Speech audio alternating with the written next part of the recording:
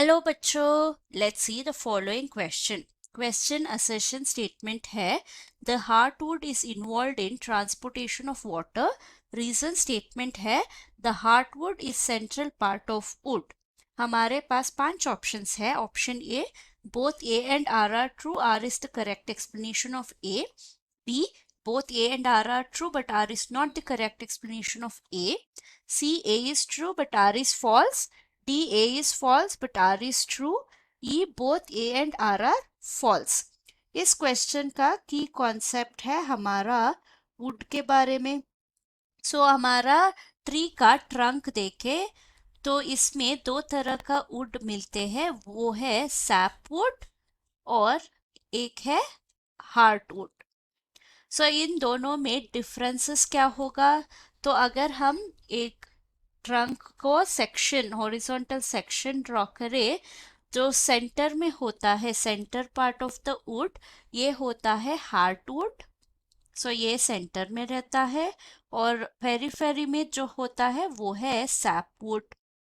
अगर इन दोनों का मेन फीचर्स बताया जाए, सैपवुड जो होता है वो हमारा जो लाइट कलर का होता है, लाइट कलर, और डेंसिटी जो होता है वो लेस होता है, लेस डेंसर, लेस डेंसिटी।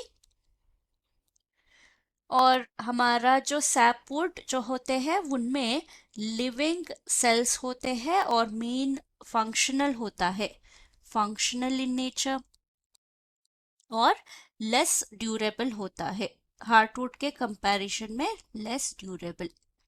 और दूसरा जो है वो है हमारा हार्टवुड। हार्टवुड जो है वो ऑपोजिट होता है, ये डार्क इन कलर होता है, डार्क कलर।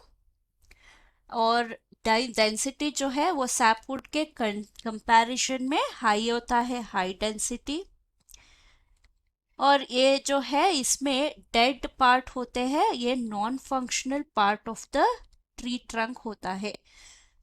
नॉन फंक्शनल का मतलब ये नहीं है कि इसका कोई भी फंक्शन नहीं है, ये कंडक्शन में हेल्प नहीं करता, पर ये स्टोर करता है ऑफ सेकेंडरी मेटाबोलाइट्स। हार्टवुड में हम सेकेंडरी मेटाबोलाइट्स फाइंड कर सकते हैं। तो अगर हम फर्स्ट स्टेटमेंट देखें, heartwood is involve in transportation of water, false है, ये कंडक्शन फंक्शन नहीं करता। रीजन स्टेटमेंट है heartwood is central part of the wood, ये ट्रू है। तो हमारा आंसर क्या होगा? A is false but R is true, option है D. Hope you have understood the concept. Thank you and all the best.